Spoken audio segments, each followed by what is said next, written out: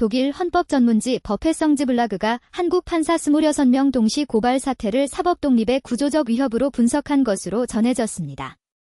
미국 NPR과 로이터 통신 역시 이 사안을 비중 있게 다룬 것으로 확인됩니다. 최근 한국에서 현직 판사 26명이 동시에 고발되는 이례적인 사태가 발생했습니다. 특정 판결에 대한 정치적 불만이 집단 고발이라는 형태로 표출된 것으로 한국 사법 역사에서도 전례를 찾기 어려운 규모입니다. 해외 언론들은 이 사건이 단순한 국내 법률 분쟁을 넘어 민주주의 국가에서 사법 독립성이 어떻게 시험받고 있는지를 보여주는 사례라는 점에서 집중 조명하고 있는 것으로 보입니다. 아시아 민주주의 국가 중에서 사법부에 대한 이 정도 규모의 집단적 정치 행동은 매우 드문 사례로 평가되고 있습니다. 이에 따라 NPR, 버페성즈블라그, 로이터 등 서로 다른 성격의 외신들이 각각의 관점에서 이 사안을 다루고 있는 것으로 확인됩니다.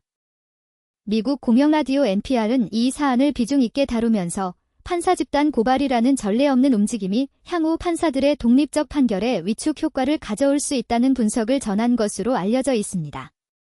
NPR 보도에 따르면 판사가 정치적 보복을 우려해 판결을 자기검열하게 되는 상황이 발생할 경우 이는 삼권 분립 원칙을 근본적으로 훼손하는 결과로 이어질 수 있다는 점이 지적된 것으로 전해집니다.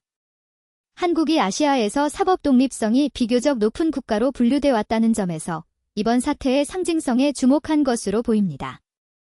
독일의 헌법 전문 학술지 버페성즈블라그는 보다 학술적이고 구조적인 관점에서 이 사안을 분석한 것으로 확인됩니다. 이 매체는 판사 26명에 대한 동시 고발을 단순한 법적 분쟁이 아닌 사법 독립에 대한 구조적 위협으로 평가하면서 이러한 패턴이 반복될 경우 판사들이 정치적으로 민감한 사건에서 소극적 판결을 내리게 되는 이른바 위축 효과가 제도화될 수 있다고 분석한 것으로 전해졌습니다. 헌법적 관점에서 사법부의 독립성은 개별 판사의 용기가 아닌 제도적 보호 장치에 의해 담보돼야 한다는 점도 함께 언급된 것으로 알려져 있습니다. 한국 사법부는 그동안 아시아 민주주의 국가들 중에서도 비교적 독립적인 판결을 내려온 것으로 국제적 평가를 받아왔습니다. 그러나 최근 수년간 정치적 양극화가 심화되면서 사법부의 판결 자체가 정치적 논쟁의 소재가 되는 빈도가 높아졌다는 관측이 나오고 있습니다. 이번 판사 26명 집단 고발 사태는 이러한 추세의 연장선에서 발생한 것으로 분석됩니다. 해외 법학계에서는 사법부에 대한 정치적 압박이 제도화될 경우 장기적으로 법치주의 기반 자체가 약화될 수 있다는 우려가 제기되고 있는 것으로 전해집니다. 같은 사안을 다루면서도 매체별 접근 방식에는 뚜렷한 차이가 관찰됩니다.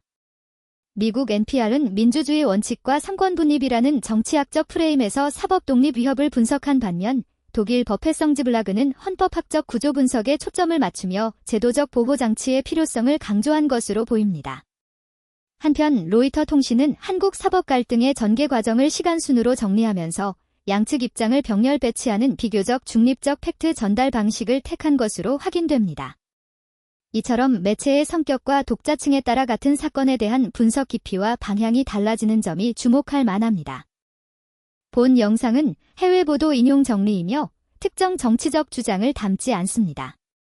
다음 편에서는 외신이 주목한 한국 행정부 발표에 대한 외신 반응을 정리해드리겠습니다. 세계가 지금 한국을 이렇게 본다. 호리병 TV였습니다.